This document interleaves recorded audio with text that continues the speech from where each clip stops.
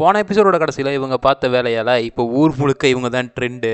இப்போ இந்த விஷயம் பஞ்சாயத்துக்கே வர எல்லாருமே உட்காந்து பேசிகிட்டு இருக்காங்க. இப்படி தனியாக சந்திக்கிறதெல்லாம் தப்பு இல்லையான்னு சொல்லி கேட்க, பிரைம் மினிஸ்டர் உங்களுக்கு ஆதரவாக லவ்வர்ஸ் தனியாக சந்திக்கிறதுலாம் தப்பு கிடையாது, கிஸ் பண்ணிக்கிறது கூட ஒரு மரியாதை தான் அப்படிங்கிற மாதிரி சொல்லிட்டு இருக்க, ஹீரோவும் நாங்கள் பண்ணது தப்புனா எங்களை ஒளிஞ்சிருந்து ஃபோட்டோ எடுத்ததும் தப்பு தான், இங்கேருந்து தான் யாரோ எடுத்திருக்கீங்க அப்படிங்கிற மாதிரிலாம் சொல்லிட்டு அங்கேருந்து கிளம்புறாங்க. மதர் குயினுக்கு இதெல்லாம் செம கோவத்தை தான் உண்டாக்குது. அந்த கோட் ஷீட் போட்டு வர்றப்ப நம்ம கிராண்ட் ஃபாதர் அவர் கூட எல்லாருமே உங்களோட மேரேஜை கொண்டாடிட்டு இருக்காங்க. இப்போ போய் நீ இதை அப்போஸ் பண்ணனா கண்டிப்பாக ஓ மேலே தான் சந்தேகம் வரும். நீ இது வரைக்கும் போட்டு வச்ச திட்டம், நீ என்னென்ன சதி வேலை பார்த்தியோ எல்லாமே வெளியே வந்துருங்கிற மாதிரி சொல்ல, வேறு வழியே இல்லாமல் ஒரு கோவத்தோடைய மதர் குயின் உட்காந்துருக்காங்க. ஹீரோவும் வெளியே போகிறாங்க. அதனால ஹீரோயினை கொஞ்சம் மாடர்னாக ட்ரெஸ் பண்ணாமல் பழைய காலத்து ஸ்டைலில் ட்ரெஸ் பண்ணிகிட்டு இருக்காங்க. இதெல்லாம் ஹீரோயினுக்கு சுத்தமாக பிடிக்கல.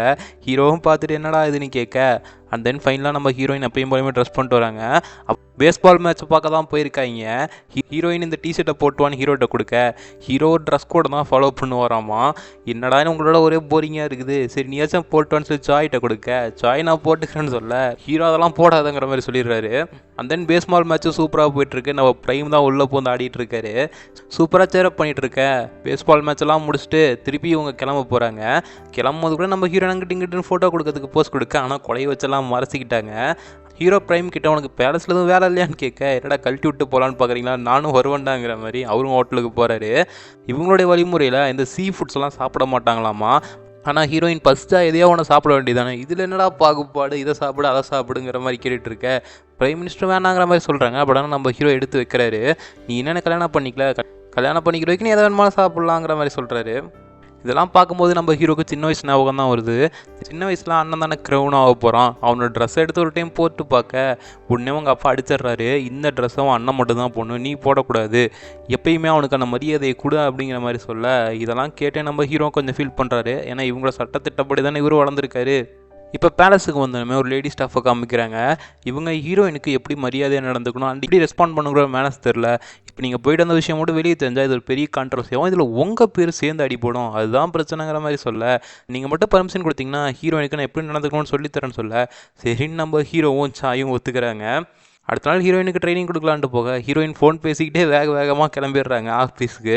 பார்த்தா நம்ம ஹீரோ தான் காலில் இருந்திருக்காரு. அப்போ அவர் லேடி ஸ்டாஃபை பற்றி சொல்ல, அதுக்கப்புறம் நல்ல வேலை கிரேட் எஸ்கேப்புங்கிற மாதிரி கிளம்பிடுறாங்க. அதே டைம் அண்ணனையும் அண்ணியும் காமிக்கிறாங்க.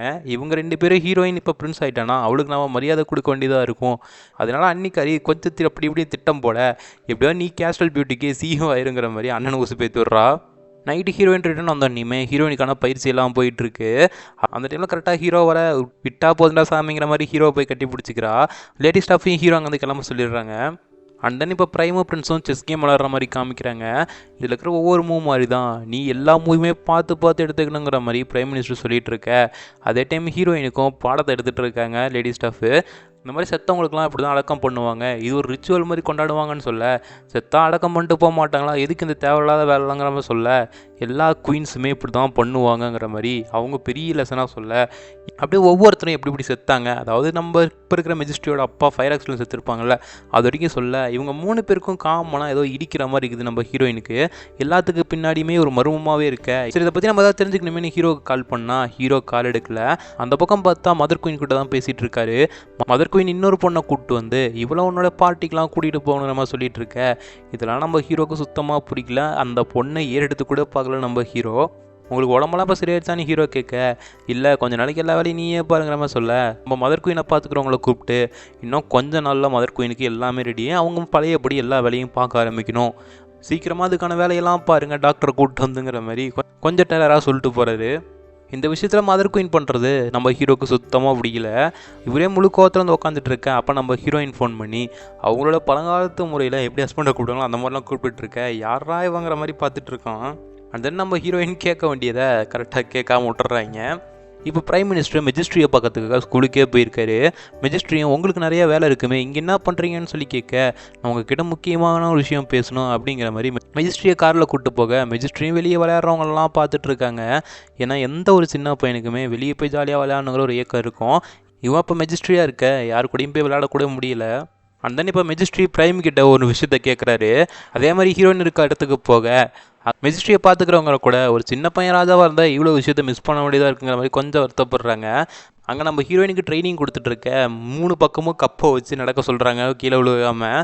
நம்ம ஹீரோயின் அடிக்கடி கீழே போட்டுட்டு இருக்க மெஜிஸ்ட்ரியை பார்த்தோன்னே வணக்க வைக்கிறங்கிற பேரில் 3 கீழே போட்டு உடச்சிட்றாங்க. அதுக்கப்புறம் மெஜிஸ்ட்ரியோட சேர்ந்து எல்லாருமே விளையாடவும் ஆரம்பிக்கிறாங்க. கண்ணாம்பூச்சி ஓடிப்பூச்சி விளையாடுறதுன்னு சொல்லி எல்லாமே ஜாலியாக தான் போயிட்டுருக்கு.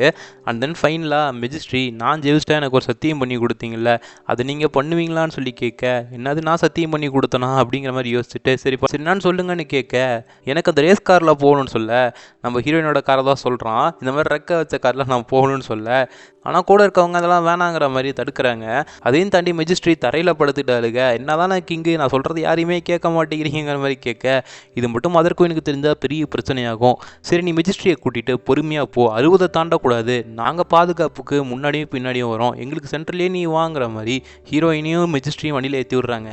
ஸ்டார்டிங்கில் ஸ்லோவாக போயிட்டுருக்க, என்ன வண்டி இவ்வளோ ஸ்லோவாக போயிட்டுருக்கு, கொஞ்சம் ஸ்பீடாக போன்னு சொல்ல ஹீரோயின் லைட்டாக ஸ்பீடாக ஏற்றுறாங்க. பட் ஆனால் வண்டி அதுக்கப்புறம் பிரேக் பிடிக்கல. பிரேக் எடுத்தினாலும் வண்டியோட ஸ்பீடு கம்மியாகலை, அதுக்கு பதிலாக அதிகமாகிட்டே தான் இருக்குது. அப்படியே வண்டியை நம்ம ஹீரோனை ஸ்மார்ட்டாக கண்ட்ரோல் பண்ணுறாங்க. எந்த வண்டி மேலே இடிக்காமல் சைடு சந்துன்னு பூந்து போக. அண்ட் தென் ஒரு இடத்துல பிரிட்ஜ் வர மாதிரி இருக்குது. பிரிட்ஜில் எப்படியாவது உரசிட்டே போனால் வண்டியோட ஸ்பீடை கண்ட்ரோல் பண்ணலாம்னு சைடில் உரைக்கிறாங்க. இந்த பக்கம் மெஜிஸ்ட்ரியும் கத்த, சீட் பெல்ட்டை மட்டும் போட்டுனா தைரியமாக உட்காருங்கிற மாதிரி சொல்லிட்டு வண்டி அங்கே இருக்கிற தடுப்பு சோறு மேலே உரைய ஒரே ஃபயராக கிளம்புது. அப்போ ஒரு பென்ஸ் கார் சைடில் இவங்கள ஓவர்டேக் பண்ணிட்டு வர, ஒரு பக்கம் பிரைம் மினிஸ்டரும் பதறி போய் என்னாச்சுன்னு சொல்லிட்டு கேட்டு வர, வண்டியில் பிரேக் பிடிக்கலங்கிறது அவரும் தெரிஞ்சுக்கிறாரு. இப்படியாவது இவங்களை காப்பாற்றுன்னு போயிட்டுருக்கேன். அப்போது ஒரு பென்ஸ் கார் ஓவர்டேக் பண்ணிட்டு வந்து இந்த வண்டியை உரைச்சி கொஞ்சம் ஸ்பீடை கம்மி பண்ண பார்க்குது. யாரா இதுன்னு தெரியாமல் நம்ம ஹீரோயினும் முழிச்சிட்டு இருக்காங்க. ஆனால் ஒரு கட்டத்தில் பென்ஸ் காரு ஸ்ட்ரெயிட்டாக வந்து ஹீரோயின் வண்டி முன்னாடியே நிற்க, வேறு வழியே இல்லாமல் அந்த வண்டியை மோதிடுறாங்க. அப்புறம் தான் உள்ளேருந்து வர்றது யாருன்னு பார்த்தா நம்ம ஹீரோ, அதாவது பிரின்ஸு தான். மூஞ்செல்லாம் ஒரே ரத்தத்தோடு இறங்க, அப்படியே இந்த பக்கம் ஹீரோயினையும் மெஜிஸ்ட்ரியும் காமிக்கிறாங்க. அப்படியே நம்ம ஹீரோ கொஞ்சம் முன்னாடி வர, அப்படியே எபிசோட் 4 இங்கே முடியுது. இந்த எபிசோடை பற்றி என்ன நினைக்கிறீங்கன்னு கீழே கமெண்ட் பாக்ஸில் போட்டு, அப்படியே நீங்கள் நம்ம சேனலுக்கு புதுசாக இருந்தால் சப்ஸ்கிரைப் பண்ணிக்கோங்க. அடுத்த எபிசோடில் பார்க்கலாம்.